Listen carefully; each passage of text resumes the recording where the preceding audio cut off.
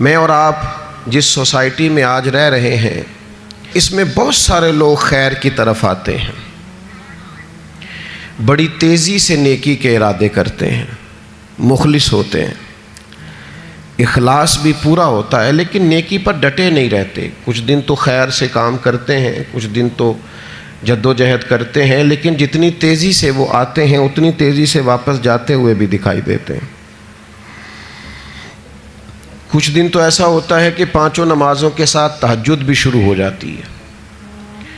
تلاوت قرآن مجید، ذکر، اذکار، درود و سلام،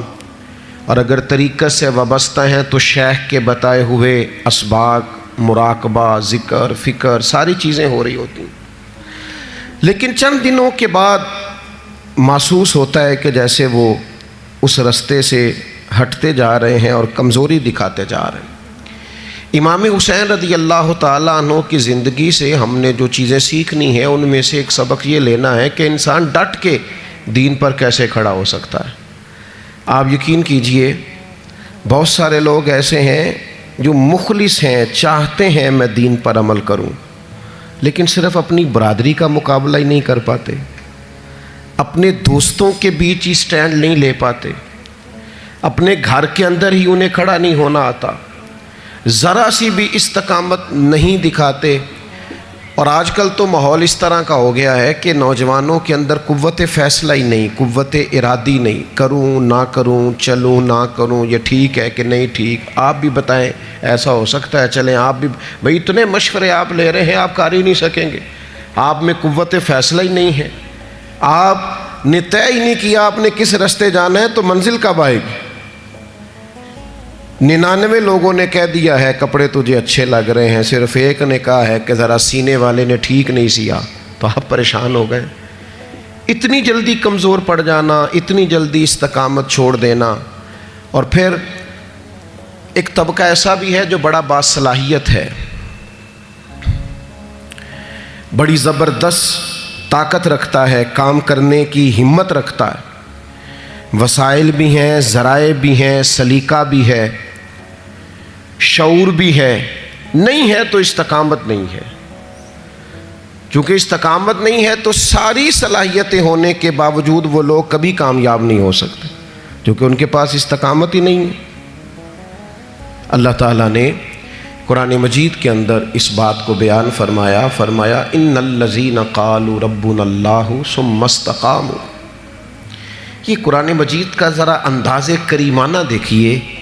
فرمایا بے شک وہ لوگ جنہوں نے کہا اللہ ہمارا رب ہے، ثم استقاموا، پھر وہ ڈٹ گئے، جم گئے اس بات پر اللہ ہمارا رب ہے، پھر اس پہلو پر پورے طور پر وہ کھڑے ہو گئے، تو یا اللہ انہیں کیا ملے گا؟ فرمایا تتنزل علیہم الملائکہ، ہم ان کی مدد کے لیے فرشتوں کا نزول فرما دیں گے، فرشتوں کا ان پر نزول ہوگا۔ اللہ تخافوا ولا تحزنوا، فرشتے ان سے کہیں گے نہ خوف کھاؤ نہ غم کرو، وابشروا بالجنۃ التی کنتم توعدون، اور اس جنت پر خوش ہو جاؤ جس کا وعدہ تم سے تمہارے رب نے فرمایا ہے۔ ان الذین قالوا ربنا اللہ ثم استقاموا، جنہوں نے یہ کہا اللہ ہمارا رب ہے اور پھر اس بات پر وہ ڈٹ گئے، جم گئے، ٹھہر گئے، استقامت دکھائی، کھڑے ہو گئے۔